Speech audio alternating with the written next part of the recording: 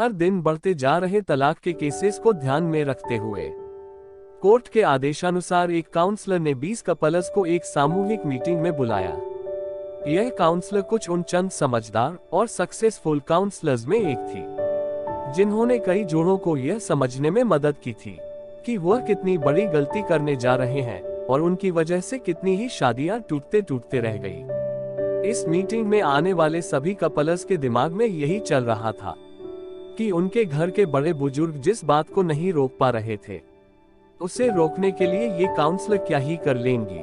Meeting की शुरुआत होते ही काउंसलर ने कहा, मैं आपको वही सारी बातें रिपीट नहीं करूंगी जो आपने अपने दोस्तों, रिश्तेदारों या अपने शुभचिंतकों से सुन रखी होगी। मैं आपको एक गेम खिलाऊंगी। उसने सभी जोड़ों को ध्यान से देखा और बाद में एक महिला को अपने पास आने के लिए कहा। जब वो महिला उसके पास आई तो उसे एक चौक देकर पास वाले ब्लैकबोर्ड पर अपने सबसे करीब 25 लोगों के नाम लिखने के लिए कहा। महिला ने सबसे पहले अपने बेटे का, फिर माँ बाप का, बाद में रिश्तेदारों, दोस्तों और सहकर्मियों के नाम को लिखने के बाद 25वां नाम अपने पति का लिखा। अपना नाम जब सबके बाद लिखा देखा तो उस महिला के पति को, जो खुद भी वहां हाजिर था, बहुत बुरा लगा। वह मन ही मन सोचने लगा कि अच्छा हुआ मैं इसे तलाक देने जा रहा हूँ, मेरा फैसला गलत नहीं है। काउंसलर ने महिला से कहा, अब आप उन 10 लोगों के नाम हटा दीजिए जिन्होंने आपके जीवन में सबसे कम साथ दिया है या कम साथ दे सकते हैं। महिला ने कुछ सेकंड सोचने के बाद अपने सहकर्मी और कुछ दोस्तों के नाम हटा दिए। इस गेम को न केवल वो महिला खेल रही थी, बल्कि इस मीटिंग में आए सारे पति पत्नी भी मन ही मन खेल रहे थे, क्योंकि वह भी उसी परिस्थिति में थे जिस परिस्थिति में वह महिला थी। काउंसलर ने फिर से एक बार उस महिला को 10 और नाम मिटाने के लिए कहा। इस बार महिला काफी सोच में पड़ गई। 3-4 मिनट सोचने के बाद उसने अपने बाकी बचे दोस्त और रिश्तेदारों के नाम हटा दिए। अब केवल 5 नाम बच गए थे, जिसमें उसके माँ बाप और 2 बच्चों के नाम के साथ उसके पति का नाम भी था। हर कोई यह देखकर हैरान था कि सबसे आखिर में अपने पति का नाम लिखने के बाद भी उस महिला ने दोनों बार जब 10-10 नामों को मिटाने के लिए कहा गया तो उसने अपने पति के नाम को नहीं मिटाया। काउंसलर ने अब उस महिला की तरफ देखा और बोली, आपको 2 नाम और मिटाने होंगे। महिला अब दुविधा में थी। वह काउंसलर की तरफ ऐसे देख रही थी जैसे कह रही हो कि मेरे साथ ऐसा जुल्म मत करो। काफी समय लेने के बाद जब महिला ने 2 नाम मिटाए तो उसकी आंखों में आंसू थे, क्योंकि वो नाम उसके माता पिता के थे। मीटिंग में आए सभी लोग इस घटना को बड़े ध्यान से देख रहे थे।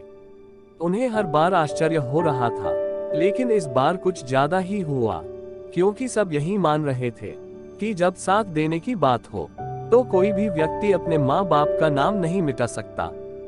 काउंसलर यहीं पर नहीं रुकी। उसने अब महिला से कहा कि एक आखिरी बार 2 और नाम मिटा दीजिए। अब तो महिला की हालत ऐसी हो गई जैसे कोई उसे सजा दे रहा हो। अब की बार उसने काउंसलर से मना कर दिया कि वह अब इस गेम को और ज्यादा नहीं खेल सकती।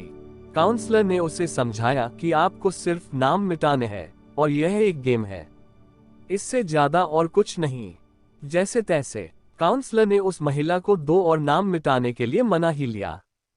कांपते हुए हाथों से महिला ने जब अपने दोनों बच्चों का नाम मिटाया तो वह फूट फूट कर रोने लगी।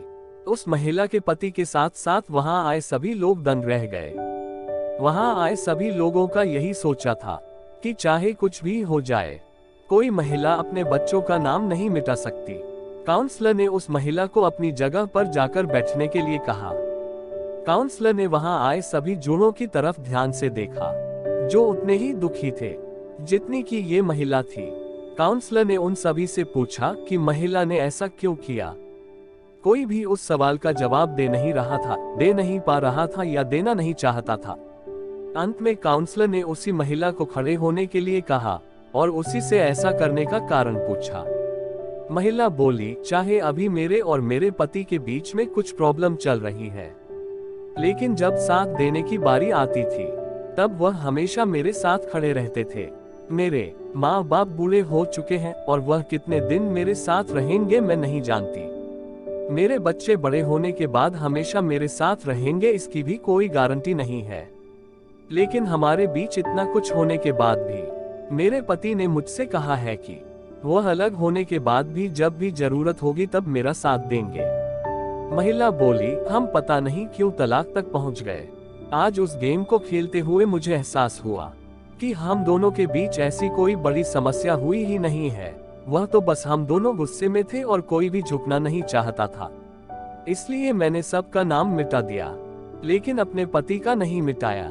महिला की बातें सुन उसका पति भी खड़ा हो गया और अपनी पत्नी को गले से लगा लिया और बोला, मुझे माफ कर दो। मैं भी तुम्हें कभी तलाक देना ही नहीं चाहता था। जैसे मैंने तुम्हारा साथ दिया है वैसे ही तो तुमने भी मुझे जीवन के हर कदम पर सपोर्ट किया है। मैं तुमसे फिर से एक वादा करता हूँ कि मरते दम तक तुम्हारा साथ दूंगा। काउंसलर ने अपना काम कर दिया था।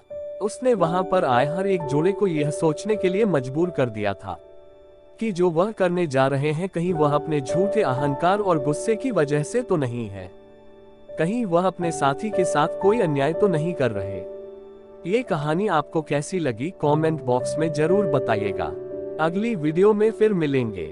कहानी को पूरा देखने के लिए धन्यवाद।